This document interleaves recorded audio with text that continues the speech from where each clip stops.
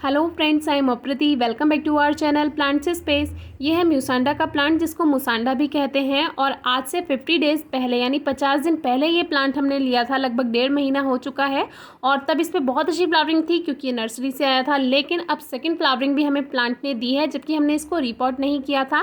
म्यूसांडा का जो फ्लावर होता है वो येलो कलर का एक छोटा सा फ्लावर होता है, लेकिन ये साइड में जो पिंक कलर की जो आप पत्तियाँ देख रहे हैं ये एक तरह से फॉलिएज में ही गिनी जाती हैं। लेकिन जो मेन इसका फ्लावर है वो येलो कलर का ये टाइनी फ्लावर है।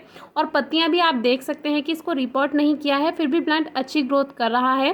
तो ये लाल मिट्टी में यानी रेड सॉइल में लगा हुआ है। इसको रिपोर्ट हमें करना था, जिसमें हमें लाल मिट्टी को हटाना था, क्योंकि हमारे यहाँ पर लाल मिट्टी में प्लांट्स अच्छी ग्रोथ नहीं करते हैं। जहाँ पे लाल मिट्टी पाई जाती है, जैसे मुंबई है, पुणे है, यानी महाराष्ट्र का जो एरिया है उधर साइड का, वहाँ पर लाल मिट्टी पाई जाती है। तो वहाँ प्लांट्स लाल मिट्टी में यानी रेड सॉइल में अच्छी ग्रोथ करते हैं। हमारे यहाँ इसको हटाना ज़रूरी है, नहीं तो ये प्लांट गल जाएगा, बेकार हो जाएगा।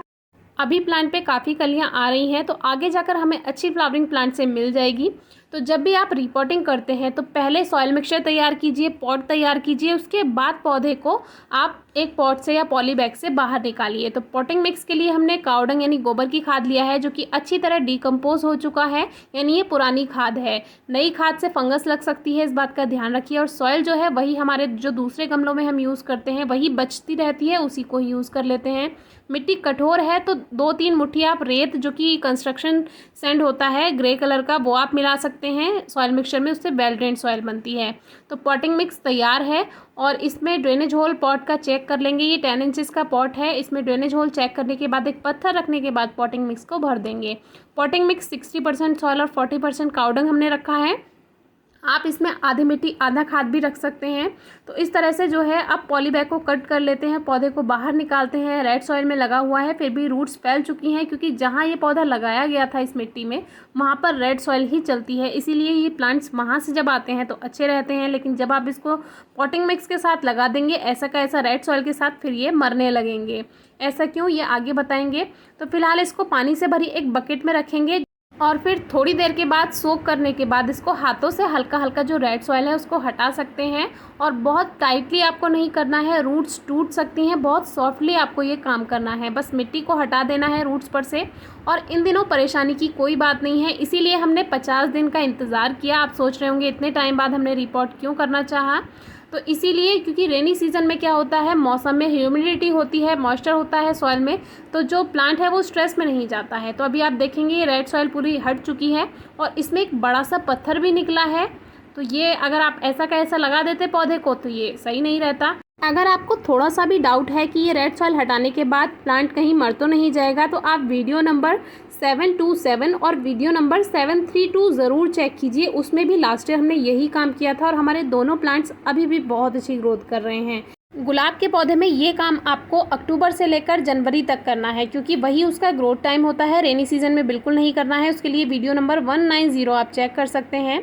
तो अभी प्लांट की जो रूट्स हैं अच्छी तरह से क्लीन हो चुकी हैं। एक बार साफ़ पानी से भी हमने इसको वॉश कर दिया है। और अब जो पॉटिंग मिक्स हमने तैयार करके पहले से रख रखा है उसमें एकदम से इसको लगा देते हैं। सबसे पहले लेवल चेक करेंगे, बहुत ज़्यादा प्लांट ऊपर नहीं रहना चाहिए, बहुत ज़्यादा नीचे पॉट में नहीं जाना चाहिए। तो इसमें जो जगह जगह खाली है तो इसके लिए ये सूखी मिट्टी जो है वो भरती जाएगी इसमें, और रूट्स आसानी से इसमें सेट हो जाएंगी। बीच बीच में आप प्लांट को हल्का सा इस तरह से जैसे हाथों से सेट करते रहेंगे तो मिट्टी जो है पूरी तरह रूट्स में भर जाएगी। और पॉट को भी इस तरह से आप थोड़ा सा सेट कर देंगे तो रूट्स तक मिट्टी पूरी अच्छी तरह से भर जाएगी। अगर ऊपर से आप ऐसे ही भरते रहेंगे तो अंदर जगह खाली रह जाएगी और फिर उसमें रूट्स ग्रोथ नहीं कर पाएंगी, प्लांट स्ट्रेस में जा सकता है। हल्का हल्का प्रेस कर देंगे और ये काम हमेशा शाम को करना है, रेनी सीजन में करना है।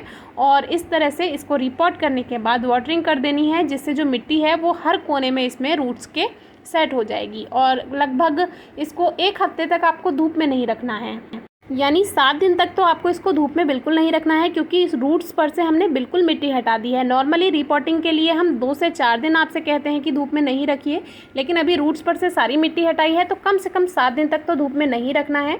नेक्स्ट डे आप देख सकते हैं बिल्कुल प्लांट मुरझाया नहीं है। अगर प्लांट 1% मुरझा जाता है तो उसके लिए आप वीडियो नंबर 697 चेक कर सकते हैं। प्लांट के मरने के चांसेस रेनी सीजन में बहुत कम होते हैं, और ख़ासतौर से वो प्लांट्स जो कटिंग से ईजिली ग्रोथ कर लेते हैं वो बिल्कुल नहीं मरते हैं। थोड़ा सा शॉक में जाएंगे, स्ट्रेस में जाएंगे, लेकिन कुछ समय बाद उसमें न्यू लीव्स आने लगेंगी। बिल्कुल परेशानी की बात नहीं है। कोई क्वेरी हो तो ज़रूर पूछिए। Thank you.